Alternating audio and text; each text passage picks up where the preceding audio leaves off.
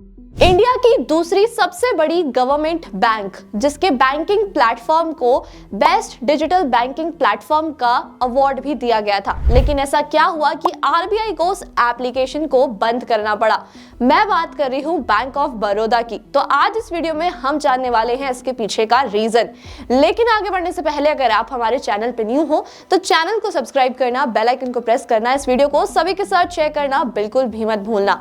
अगर हम bank of Baroda की बात करें तो वो आज के टाइम पर सेकंड लार्जेस्ट गवर्नमेंट बैंक है, जिसके करंटली 12 करोड़ से भी ज्यादा कस्टमर्स है। अगर बात की जाए इनके एप्लीकेशन की तो इन्होंने रिसेंटली एक एप्लीकेशन लॉन्च किया था जिसका नाम था BOB वर्ल्ड।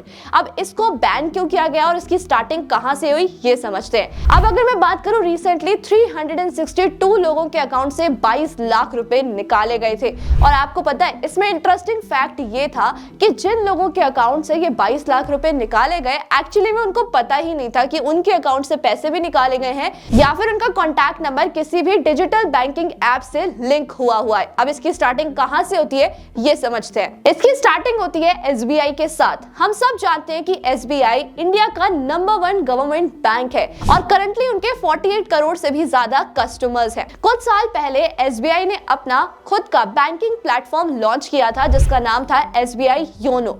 अब उसको देखते हुए सारी बैंक्स काफी ज्यादा अट्रैक्ट हुई। अब SBI योनो ने काफी ज्यादा सक्सेस हासिल की थी और काफी लोग उनसे कनेक्ट भी हुए थे, जिसकी वजह से SBI का रेवेन्यू काफी हद तक बढ़ गया था। अब इसी को देखते हुए बैंक ऑफ बड़ौदा ने अपना भी ऐप लॉन्च किया और इसका नाम रखा BOB वर्ल्ड। अब स्टार्टिंग के टाइम पर ज्यादातर लोग BOB वर्ल्ड को नहीं जानते थे, इस वजह से लोगों को अट्रैक्ट करने के लिए BOB वर्ल्ड ने काफी सारे लोगों को हायर किया और उनको ये बोला गया कि आपको एक टास्क दिया जाता है, आपको पर डे एटलीस्ट 150 लोगों को कनेक्ट करना है और उनके नंबर रजिस्टर करने हैं विद दिस एप्लीकेशन। अब देखा जाए तो इस टारगेट को पूरा करना थोड़ा सा डिफिकल्ट हो जाता है। अब अगर टारगेट पूरे नहीं हो पा रहे थे तो उसका प्रेशर आ रहा था एम्प्लॉइज के ऊपर। पहले मैनेजर सुनते थे और उसके बाद मैनेजर सुनाते थे एम्प्लॉइज को। एम्प्लॉइज ने इसको लेकर एक सॉल्यूशन निकाला। भोपाल जोन के एक एम्प्लॉय ने एक ऐसी लिस्ट निकाली जिसमें बहुत सारे अकाउंट ऐसे थे जो कि खुले तो बैंक ऑफ बड़ौदा के साथ हुए हैं, लेकिन उनका कॉन्टैक्ट नंबर लिंक्ड नहीं है। उन्होंने पूरी लिस्ट बनाई और एक एक करके खुद का कॉन्टैक्ट नंबर उनके अकाउंट के साथ लिंक करना शुरू कर दिया। अब ऐसे कैसे पॉसिबल होता है मैं आपको बताती हूँ। अब एक इंसान सिर्फ एक ही कॉन्टैक्ट नंबर को अपने अकाउंट के साथ लिंक कर सकता है, राइट। अब इन्होंने क्या किया कि जो बैंक ऑफ बड़ौदा के भोपाल जोन वाले जितने भी एम्प्लॉइज थे, चाहे वो प्यून हो या फिर कोई भी कलीग हो, उनका कॉन्टैक्ट नंबर लेकर अकाउंट से लिंक करना शुरू कर दिया। अब जो लिस्ट उन्होंने निकाली थी मेजरली उन्होंने वो वाले अकाउंट उठाए थे जिन अकाउंट में या तो सीनियर सिटीजन थे या फिर जो रिटायर्ड लोग थे, वो लोग इसमें रजिस्टर किए गए। उसके बाद धीरे धीरे लोगों ने ये नोटिस किया कि उनके अकाउंट में बहुत सारी चीजें ऐसी की जा रही हैं जो उनके विदाउट परमिशन है और उन्होंने ये कंसर्न रेज किया ट्विटर पर। ट्वीट पर सभी को टैग भी किया गया, फाइनेंस मिनिस्टर और साथ में RBI गवर्नर्स को भी टैग किया गया। अब देखते ही देखते ये जो स्कैम था काफी ज्यादा बढ़ता जा रहा था और बहुत सारे कॉन्टैक्ट नंबर यानी कि multiple contact number single account से लिंक होते जा रहे थे। अब इसको देखते हुए RBI ने एक्शन लेना स्टार्ट कर दिया। अब ये देखते देखते बैंक ऑफ बड़ौदा ने भी इस चीज पर नजर डाली और उनको ये पता चला कि इसकी स्टार्टिंग हो रही है भोपाल जोन से। तो उन्होंने भोपाल जोन को एक लेटर और एक ईमेल लिखा जिसमें उन्होंने ये बोला कि 1300 नंबर्स 35 अकाउंट से भी ज्यादा लिंक किए गए हैं। अब क्योंकि ये एक इंटरनल ऑडिट था तो लोगों ने इसमें और भी ज्यादा स्कैम करना स्टार्ट कर दिया। जब भी बैंक ऑफ बड़ौदा में आप अपना अकाउंट ओपन कराओगे तो आपको एक लेटर लिखना होता है, उसमें या तो आपको अपने साइन देने होते हैं या फिर आपको अपना थंब प्रिंट देना होता है। अब क्योंकि लोग अपना कॉन्टैक्ट नंबर उसमें अटैच कर रहे थे तो लोगों ने क्या किया, जो पुराने लेटर्स थे उसमें डेट आगे बढ़ाकर अपने थंब प्रिंट लगा दी ताकि सबको फॉर्म्स रियल लगे। और इस तरीके से उन्होंने इंटरनल ऑडिट में जो भी एम्प्लॉइज ये सब कर रहे थे अपने आप को ही छुपाते रहे।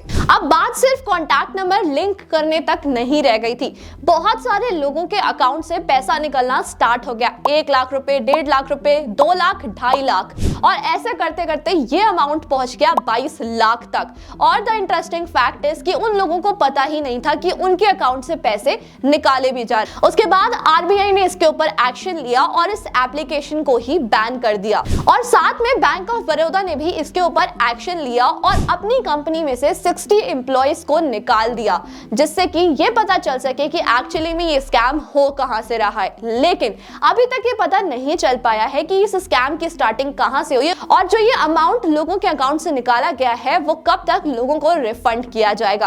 अब वहीं पर अगर हम बैंक ऑफ बड़ौदा की तरफ से बात करें तो उनके ऑफिशियल्स का कहना यह था कि ये चीज कुछ ही ब्रांचेस पर इंपैक्ट की है। जैसे कि उन्होंने ये बोला, हमारे पास 52,000 ब्रांचेस, जिसमें से सिर्फ 8,200 ब्रांचेस को अफेक्ट किया गया है। उनका कहना यह भी था कि अपने कस्टमर्स को उन्होंने एश्योरिटी दी है कि वो आने वाले टाइम में ऐसी कोई भी डिसरप्शन फेस नहीं करेंगे। और उन्होंने ये भी क्लैरिफाई किया था कि उनकी जो अदर बैंक सर्विसेज हैं, जैसे कि डिजिटल बैंकिंग चैनल्स और डेबिट कार्ड्स, एटीएम्स और व्हाट्सएप बैंकिंग वो एज इट इज चलेगा, उसमें इन सारी चीजों का कोई भी इंपैक्ट क्रिएट नहीं होगा। उन्होंने लास्ट में ये भी क्लैरिफाई किया था कि उनका जो बैंक मोबाइल एप्लीकेशन है वो काफी ज्यादा सिक्योर है, क्योंकि उनके जितने भी फीचर्स हैं वो सब अंडर सिक्योरिटी कंट्रोल्स होते हैं। उन्होंने ये भी बोला कि वो काफी सारी टेक्नोलॉजीज ऐड कर रहे हैं इन्वेस्टमेंट्स को और भी ज्यादा इंक्रीज करने के लिए, जो कि अपने कस्टमर्स को काफी ज्यादा सीमलेस और सिक्योर बैंकिंग एक्सपीरियंस प्रोवाइड कराएंगे। अब यहाँ पर हमने ये देखा कि बैंक्स के साथ बिना हमारा पैसा सेफ नहीं है। अगर आपको ऐसा लगता है कि आपने जो अपना अकाउंट ओपन कराया था उसमें आपने अपना कॉन्टैक्ट नंबर लिंक नहीं कराया था, तो जल्दी से लिंक करा लो और साथ में ये भी चेक कर लेना कि आपके बैंक अकाउंट से कौन सा कॉन्टैक्ट नंबर लिंक है, कहीं वो आपका है या फिर नहीं। क्योंकि अगर आपके साथ ऐसा कोई स्कैम होता है तो आपके पैसे भी जा सकते हैं। तो आपको ये चीज जरूर देखनी है कि आपका कॉन्टैक्ट नंबर बैंक अकाउंट के साथ लिंक्ड है या फिर नहीं। और अगर आपका जो नंबर है वो बैंक अकाउंट के साथ लिंक नहीं है तो आपको आज ही बैंक के साथ अपना कॉन्टैक्ट नंबर लिंक करा लेना चाहिए।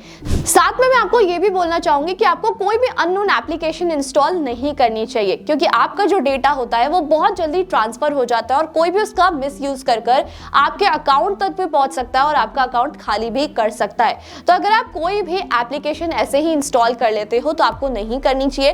साथ में अगर आपको ऐसा लगता है कि किसी बैंक की तरफ से आपके पास कोई लिंक आ रहा है तो आपको ऐसे ही क्लिक नहीं करना चाहिए। सबसे पहले आपको यह देखना चाहिए कि वो आपकी ऑथराइज्ड बैंक है या फिर नहीं, आपका उसमें अकाउंट है भी या फिर नहीं, और साथ में वो जो मैसेज आपके पास आया है वो ओरिजिनल है या फिर नहीं। और हाँ, अगर उसमें आपको लिंक खोल के कोई डिटेल एंटर करने को कह रहा है तो आपको कभी भी अपनी डिटेल्स एंटर नहीं करनी चाहिए। पहले आपको अपनी बैंक के साथ कंफर्म करना चाहिए और उसके बाद ही अपनी डिटेल्स को एंटर करना चाहिए। साथ में मैं ये भी बोलना चाहूंगी कि हमेशा अकाउंट को चेक करते रहो, एक्टिव रहो। अगर आप उस अकाउंट में एक्टिव नहीं रहोगे तो हो सकता है कि उस अकाउंट का कोई मिसयूज कर ले। इस वीडियो को जितना हो सके उतना शेयर कर देना टू स्प्रेड द अवेयरनेस, और ऐसी इंफॉर्मेटिव वीडियोस को देखने के लिए हमारे चैनल को सब्सक्राइब करना, बेल आइकन को प्रेस करना बिल्कुल भी मत भूलना। Thank you so much.